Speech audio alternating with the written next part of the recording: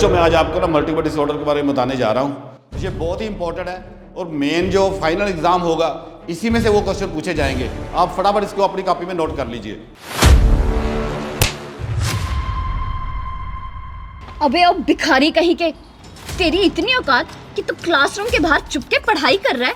तेरी हिम्मत कैसे हुई इतने बड़े रेप्यूटेड स्कूल में घुसने की? हाँ मैडम, मुझसे गलती हो गई, मुझे माफ़ कर दीजिए। माफ कर दूं? तेरे जैसे भिखारी को ना सजा दिलवाना ही सही रहता है, माफ करना नहीं। लेकिन तू पहले ये बता, तू स्कूल के अंदर घुसा कैसे?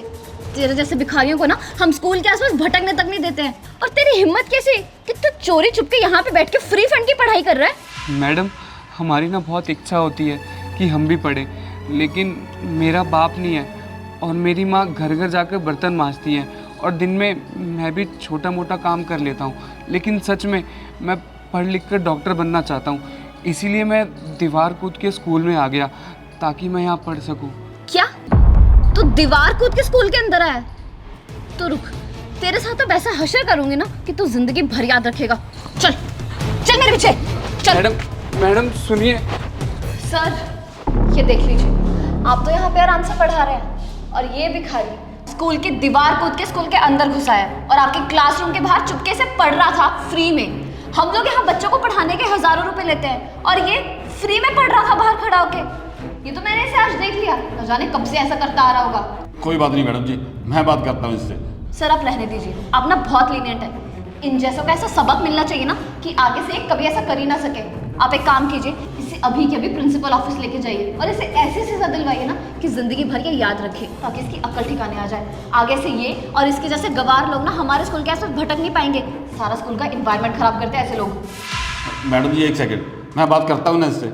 अबे ओए, ऐसा कौन करता है? कौन चोरी छुपे आगे पढ़ाई करता है? और ऐसा दीवार फांद के कौन आता है? तेरे में दिमाग है कि नहीं?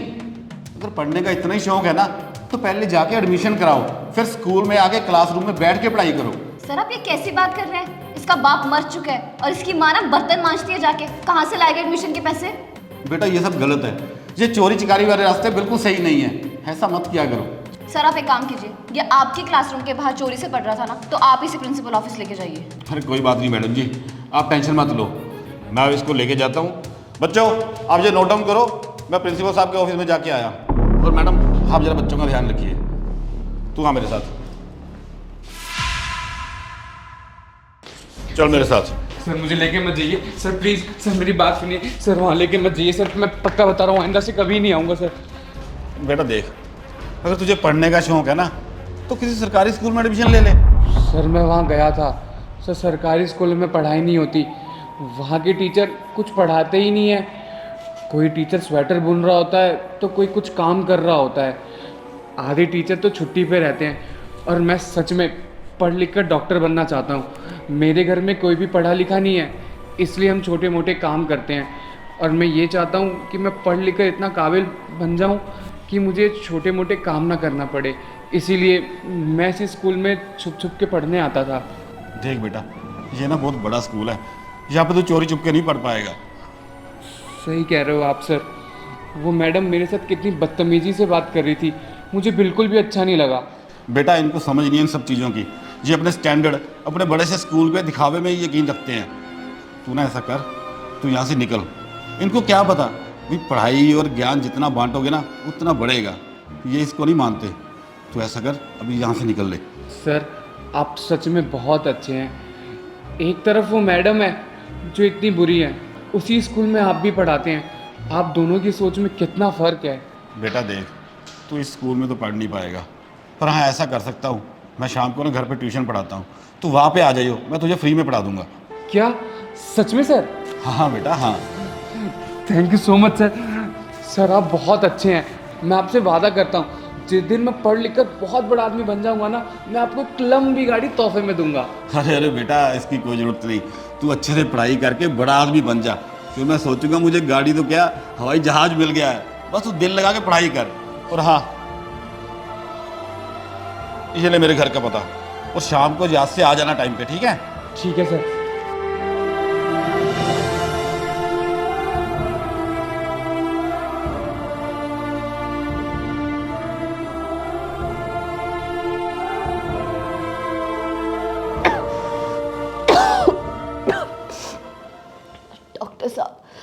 मुझे खांसी की बहुत तकलीफ है।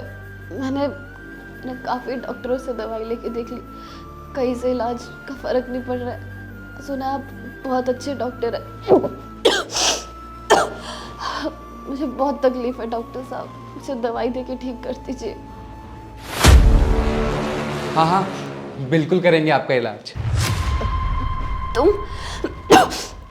तुम तो वही हो ना जो कुछ साल पहले हमारे स्कूल में आके चोरी चोरी पढ़ाई किया करते थे? हाँ मैडम, मैं वही हूँ। तुम यहाँ पे कैसे, और तुम डॉक्टर बन गए? मैडम, मैं डॉक्टर बन गया और इस हॉस्पिटल में मुझे जॉब भी मिल गई है और यहाँ पे मैं ENT स्पेशलिस्ट हूँ। क्या तुम इतने बड़े डॉक्टर बन गए? शहर में तो तुम्हारा बहुत नाम है।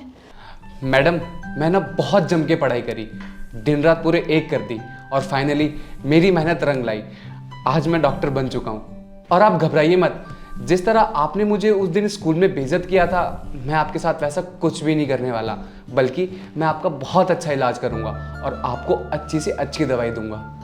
पर मुझे जहाँ तक याद है, मैंने तो तुम्हें स्कूल से निकाल दिया था, तो तुमने पढ़ाई कैसे की?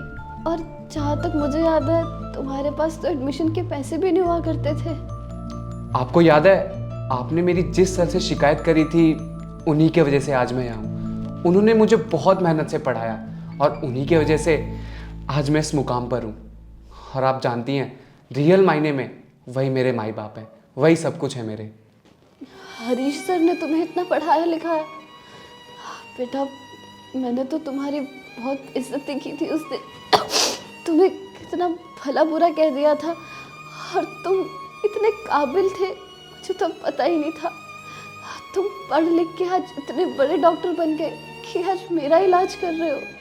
मुझे बहुत शर्मिंदगी हो रही है अपने किए पर। बस यही फ़र्क है, आज आपको शर्मिंदगी महसूस हो रही है अपने किए पर, क्योंकि आपने उस दिन मेरी स्कूल में बेइज्जती करी थी और आज सर को मेरे ऊपर गर्व महसूस हो रहा है। हमें ज़िंदगी में ऐसा काम नहीं करना चाहिए जिससे हमें आगे जाके रिग्रेट फील हो, बल्कि हमेशा दूसरों की हेल्प करनी चाहिए जिससे हमें आगे जाके अपने ऊपर प्राउड फील हो, क्योंकि हमारी वजह से किसी की ज़िंदगी बन जाती है। अगर आप दूसरों की ज़िंदगी में खुशियाँ लाओगे तो ऊपर वाला आपकी भी ज़िंदगी में खुशियाँ देगा। ठीक कह रहे हो बेटा, काश मैं उस वक्त ये चीज़ समझ पाती। मुझसे बहुत बड़ी गलती हो गई। मुझे माफ़ करना। कोई बात नहीं मैडम, आप माफ़ी मत मांगिए। मैं बस आपको इतना ही कहूँगा कि आइंदा से कभी भी किसी गरीब को अंडर एस्टिमेट मत कीजिए। अगर किसी गरीब में कुछ करने की चाहत हो ना, तो कभी उसे रोकना मत, हमेशा उसका साथ देना। आइए, मैं आपका चेकअप कर लेता हूँ।